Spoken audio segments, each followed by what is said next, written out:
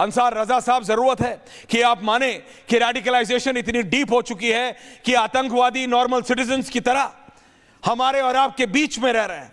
आपको आज यह मानना पड़ेगा कि इस्लामिस्ट रेडिकलाइजेशन इतनी गंभीर स्थिति में पहुंच चुकी है कि जब मेडिकल लेक्चरर 2900 किलो एक्सप्लोसिव्स का कस्टोडियन बन जाए, रखवाला बन जाए, तो हमें समझना पड़ेगा कि इस्लामिस्ट रेडिकलाइजेशन किस हद तक बढ़ चुकी है।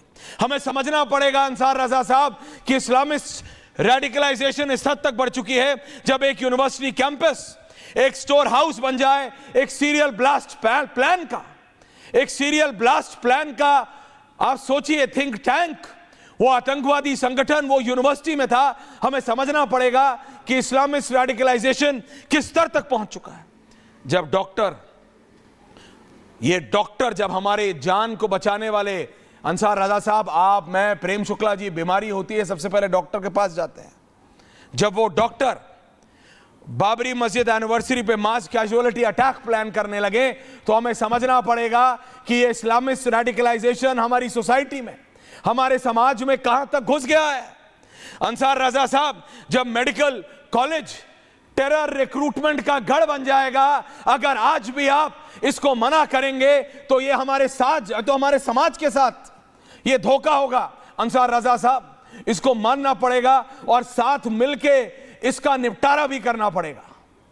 अंसार रजा जी, योर ओपनिंग कमेंट्स प्लीज। सबसे पहले तो ऐश्वर्या जी, मैंने अभी बयान सुना एक सांसद महोदय का जो कांग्रेस के लीडर हैं। हाँ। उन्होंने एक लफ्ज़ कहा है कि ये भटके हुए लोग हैं। मैं बिल्कुल इस लफ्ज़ से सहमत नहीं हूँ।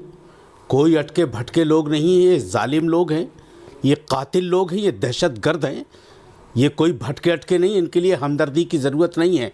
ये तो जहाँ मिले इनको बीच चौराहे पर, इनको तो हाथियों से फड़वा देना चाहिए, इनके पैरों को खड़ा फड़वा देना चाहिए इनको, जिन्होंने इस्लाम जैसे पाक मज़हब को अपने मफाद के लिए बदनाम कर रखा है। और जो लोग उसको कवर फायर दे रहे हैं, उनके साथ भी वही सलूक होना चाहिए जो इनके साथ हो रहा है।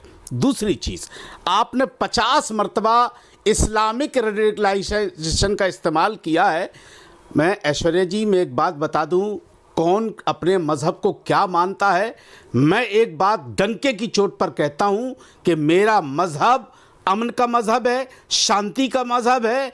वो किसी इंसान को बेगुनाह मारने की इजाज़त नहीं देता। मैं आपको बहुत बड़ी बात एक बोलने जा रहा हूँ, आप चलाना चाहें चलाइए, काटना चाहें काट दीजिए।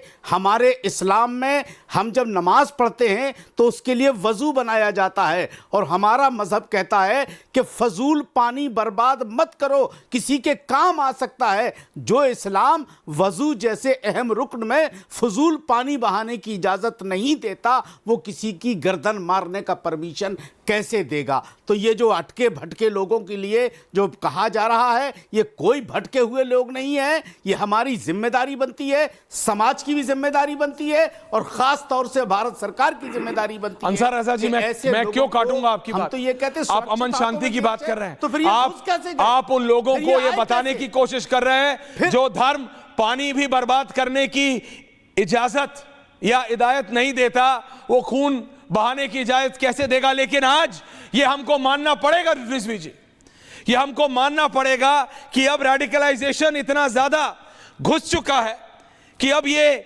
गरीबी या अमीरी में नहीं है, अब ये पॉवर्टी एक्सक्लूजन नहीं है कि गरीब है इसके पास कुछ नहीं था, ये गरीब है, ये गुर्बत से उठा है, ये प्रताड़ित था, ये डॉक्टर हैं, ये लाखों रुपया कमाने वाले। आपको पता है डॉक्टर शाहीन सईद का डिपार्टमेंट जो था वो head of government medical college थी, सीनियर थी, रिस्पेक्टेड थी, स्टेबल थी, सैलरीड थी, लाखों रुपए उनको आ रहा था, हेल्थ केयर सिस्टम उनके पास था। ये मुजम्मिल शकील ये भी डॉक्टर था, आदिल डॉक्टर था, ये अल फला ये अल बला यूनिवर्सिटी जो है ये रेगुलर इनकम इनको आ रही थी, ये टीचिंग, ये मेडिकल स्टूडेंट्स को पढ़ा रहे थे। मैं तो इस बात से परेशान हूं, प्रेम शुक्ला जी आ रहा हूं, लेकिन रिजवी साहब ये समझना पड़ेगा कि ये पढ़ा क्या रहे थे, आतंक। बिल्कुल, देखिए बहुत बहुत शुक्रिया ऐश्वर्या जी, और ये फ़िक्र बहुत इम्पॉर्टेंट है। और मैं आपको बता दूं कि देखिए नकली ये चीज़ों का दौर है, तो इसी तरीके से इस्लाम में भी नकली लोग दाखिल हो गए, नकली लोग। और ये आज से नहीं है, 1400 साल पहले भी जो हुजूर सल्लल्लाहु अलैहि वसल्लम के पूरे फैमिली को, पूरे परिवार को करबला में कत्ल किया, उसके बाद से कत्ल करते आए। याद रखिएगा ऐश्वर्या जी, दो तरह के यहाँ पे इस्लाम, एक यजीदी और एक हुसैनी। जो हुसैनी होगा, आप पता कर लीजिएगा, जो अहले बैत का चाहने वाला होगा, वो कभी भी आतंकवाद की न तो ट्रेनिंग देगा, न तो 72 हूरों का ख्वाब दिखाएगा, और न कभी किसी बेगुनाह को मारेगा। तो ये जो पहचान करने वाली बात है, ये बिल्कुल पहचान कब की तक जाए। आप बांटेंगे? और नहीं, आप मुसलमानों को अलग अलग सेक्ट्स में बांट रहे हैं, बांटिए। नहीं, आप मैं सुन सेक्ट्स, लीजिए, एक मिनट, हर डिफरेंस जगह में बांटते रहिए। लेकिन मैं आपसे कह रहा हूं, आज आप अंसार रजा साहब, Islamist radicalisation is a reality, एक असलियत है, आप इसको मान क्यों नहीं रहे? ये डॉक्टर जिनको जिंदगी बचानी थी, ये जिंदगी ले रहे थे। यूनिवर्सिटी जहां बच्चों का भविष्य बनाया जाता है, वहां बम बनाया जा रहा था, वहां ये प्लान बनाया जा रहा था। और रिजवी साहब, आप इसको मानने से इनकार कर रहे हैं, यह हमारे समाज के साथ धोखा है। अगर आप आज भी इस्लामिस्ट रेडिकलाइजेशन को मानने से इनकार करेंगे। अंसार साहब, आ रहा हूं, एक सेकंड में रिजवी साहब से पूछना चाहता हूं, मैं इनका लाइन ऑफ थॉट समझना चाह रहा हूं। प्रेम शुक्ला जी, आ रहा हूं। मैं ये बताना चाहता हूं, मैं ये कहना चाहता हूं कि यकीनन दहशतगर्दी है, आतंकवाद है। सवाल ये नहीं है कि आतंकवाद है कि नहीं, आतंकवाद है, लेकिन यहां कैसे बढ़ रहा है, यहां क्यों बढ़ रहा है, इसकी फिक्र तो सरकार, क्योंकि इस्लामिस्ट रेडिकलाइजेशन बढ़ रहा है, सरकार को करनी, क्योंकि इस्लामिस्ट रेडिकलाइजेशन बढ़ रहा है। ऐश्वर्या जी, दोनों तरफ देखना। देखिए, सरकार एजेंसी, लोग कामयाब, अगर आज कोई बोले कि हरियाणा की सरकार को पता कैसे नहीं था, मैं कहूंगा मैं कहूंगा सबसे पहले पता होना चाहिए। मैं एक चीज कहना चाहता हूं, 3000 किलो फरीदाबाद में हो जाता है, आपको ब्लास्ट के बाद पता चलता है। ऐश्वर्या जी, आप बुरा न मानिएगा। नहीं, मैं कोई अच्छा बुरा मान नहीं रहा हूं। नहीं, बुरा न मानिएगा, मैं इसलिए कह रहा हूं।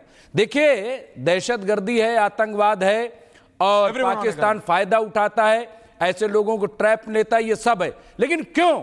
अभी आप देखिए, आप एक तरफ ये बात कर रहे हैं पूरा देश दहशतगर्दी से जूझ रहा है, और दूसरी तरफ देवकी नंदन ठाकुर, वो जब बाबा बागेश्वर धाम के पदयात्रा में चलते हैं तो पता है क्या कहते हैं? क्या कहते हैं? जो 1992 में, 1992 में, अरे उससे ज्यादा क्या बोला? खतरनाक। उन्होंने कहा जो 1992 में किया था, जिस तरह से अयोध्या में, चलो मथुरा में करें, चलोगे कि नहीं, हाथ उठाओ, पूरे जलसे से हाथ उठवा रहे थे। बाबा बागेश्वर ने कहा अभी नहीं, मतलब बाद में करेंगे। ये क्यों कहा? कभी आपने सवाल किया कि देवकी नंदन ठाकुर ने क्यों कहा? मैं देवकी नंदन ठाकुर जी को यहां बुला के एक नहीं 100 सवाल पूछूंगा मथुरा में करूंगा। सुनो रिजवी साहब, एक नहीं 100 सवाल पूछूंगा उन्होंने कहा या नहीं कहा, क्यों कहा, कैसे कहा, आप कह रहे हैं। लेकिन आपने एक बार इस्लामिस्ट रेडिकलाइजेशन के लिए कहा, प्रेम शुक्ला कहा कि अंसार रजा साहब गरीब नवाज फाउंडेशन चलाते हैं, गरीबों के उत्थान की बात करते हैं। Prem Shukla ji, Islamist radicalisation is a reality.